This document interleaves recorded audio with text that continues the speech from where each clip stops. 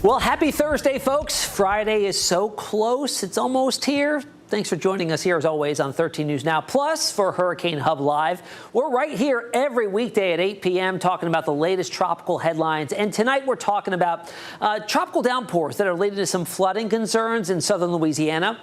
All the result of what's left of Invest 93L. We're going to go through all the details tonight on HHL. The biggest takeaway, Invest 93L won't be named. The latest update from the Hurricane Center shows 0% chance of that becoming a tropical depression or a tropical storm. If at that point it would get the name, and it would have been Dexter, but Dexter will be saved for the next system, which would be whatever results from Invest 94L, if and when that develops.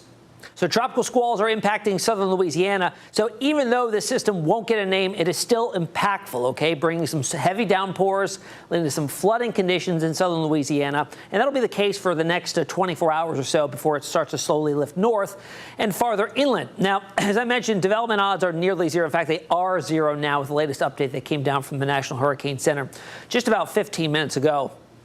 Now, this is going to be something I'm going to show you in just a little bit. An interesting future awaits for what remains of 93L. Kind of cryptic, right? But some models here show something very interesting happening, almost it looping inland north, moving east, and then coming back down off the southeast coastline and giving it another go to try to develop. So it's going to be hard to kind of define if the actual circulation of 93L is the cause of that, or if it's something new, but it's something to watch down the pike there. I'm not too concerned about it. And also the rest of the basin, guys, really quiet. We're also going to talk about that, why Julys over the past couple of seasons have been rather quiet. All right, here's a look at satellite imagery of Tropical Wave Invest 93L. It's now moved inland. So as long as the flooding risk does drop, we'll likely see any instances or outlooks from this transferred out to the Weather Prediction Center, tossed away from National Hurricane Center here the next day or so. But you see the development odds there in the top right, 0% chance of this developing. At its peak, it topped out at 40% chances, which was what we were talking about last night at this time. So a big drop off now. Overall here on infrared imagery, you can see the blow up of convection. This is where all the heavier downpours are, is well displaced off to the west of where the center really is, which is almost right over New Orleans. So we're still seeing that wind shear here, pushing everything, dislocating everything off towards the west there. Now I want to switch it up and show you visible satellite imagery, because honestly, you can make an argument that this is probably the best it's looked in its lifespan. You kind of got some broad circulation here. You can clearly see where that low-level center is now over land Lake Pontchartrain here.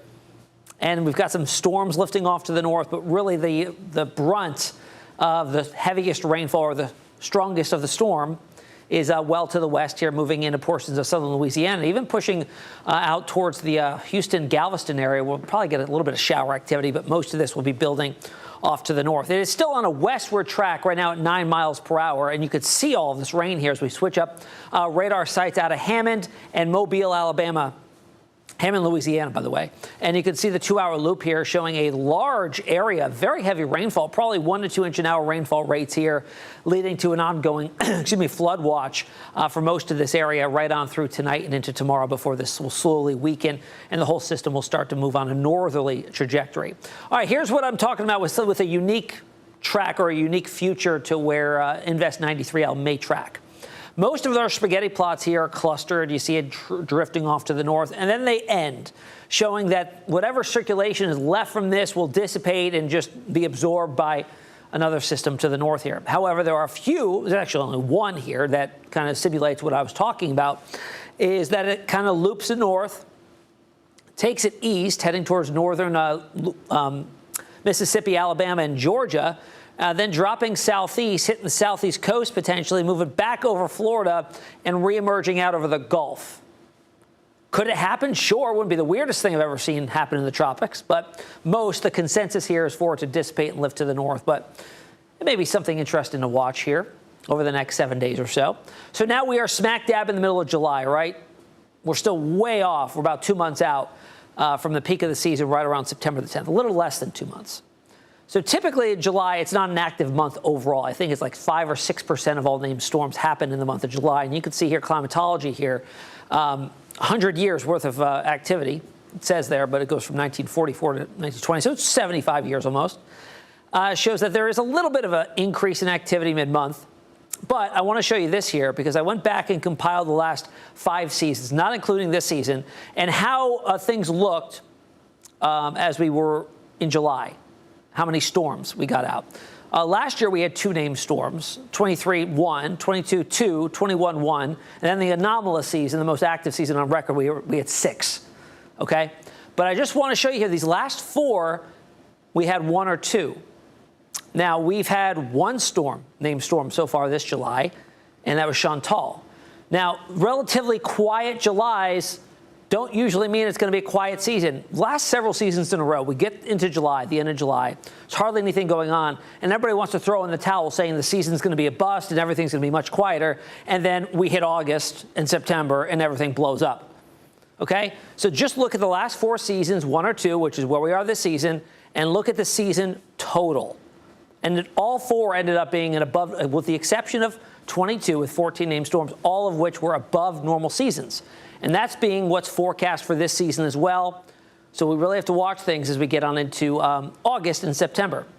Now, tropical development forecasted here from the Climate Prediction Center going out next week, almost wrapping up July. Not expecting anything out there. Still very, very quiet. You can see, though, in the eastern Pacific, there may be a return of some activity there. Low chances. That's a 20% chance of maybe something trying to get organized here off the Pacific coast of Mexico. That basin's also been rather quiet here over the last 2 weeks with no named storms there. So both basins look to be quiet for at least the next week to 10 days. A look at the satellite imagery now out in the basin. We are starting to see a little bit more favorable environmental conditions, that we are seeing a little more cloud cover, a little more convection out there. Some of the residual energy from some of these African easterly waves is surviving. Now, go back 2 weeks ago, we were seeing these hit the coast and then completely be obliterated by not only dust, but wide-scale sinking motion, not allowing any of this convection to survive. Now, at least we're seeing some marginally favorable conditions, that this convection is holding together at least a little bit better than it was. A sign of gradually improving conditions. That's not unexpected. We're getting closer and closer to more favorable conditions near the peak of the season. So certainly something to watch. And typically with climatology, you look towards the end of July to watch the main development regions start to produce some storms.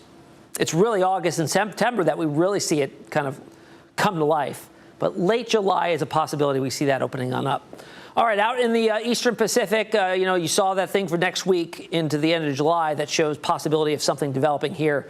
If there are any seeds that will develop, nothing out there right now looks too ominous at all. Things just look very disorganized out in the eastern Pacific once again. All right, that's the latest on the overall basin outlook there. Very quiet, which is good. We're obviously going to get more active as we get later in the season, so we'll take the quiet days when we can. So let's go back to our hurricane trivia, tropical trivia from yesterday. I want to know which hurricane holds the Atlantic record for the highest peak sustained wind speed.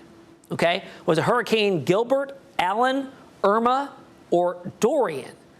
Now, that record is held by Hurricane Allen back in 1980. This sucker was a Cat 5. Max sustained winds, can you even imagine this? 190 miles per hour. Are you kidding? And that was out of the main development region in August. So again, we start to really flare things up. In fact, it formed in late July and moved into early August there, but it became a Cat 5 in August. Look at the track here. This was a Caribbean cruiser. It really impacted Jamaica over to the Cayman Islands and then got into the Gulf and made landfall, looks to be just south of Brownsville, Texas. Maybe, I can't tell if that was in Mexico or Brownsville. I didn't look that far out, but it was a Cat 5, 190 mile per hour winds, killed 281 people and caused $1.6 billion in damages. That one meant business back in 1980. All right, tonight's question. The most named storms in July is 5. This occurred in the very active season of 2005, but it's tied with another season, and I'm asking you which season that was. Was it 2017, 2001, 1994, year of Andrew, or 2020? We'll have the answer tomorrow on HHL at 8 p.m. But in the meantime, go ahead and scan the QR code to download the 13 News Now Hurricane Guide. It is information on supplies you should have on hand, emergency numbers you might need, and a whole lot more. And just another reminder, folks, we're here every night, Monday through Friday, 8 p.m. for Hurricane Hub Live with all the details on what's happening in the tropics this hurricane season. Enjoy your Thursday night. See you tomorrow.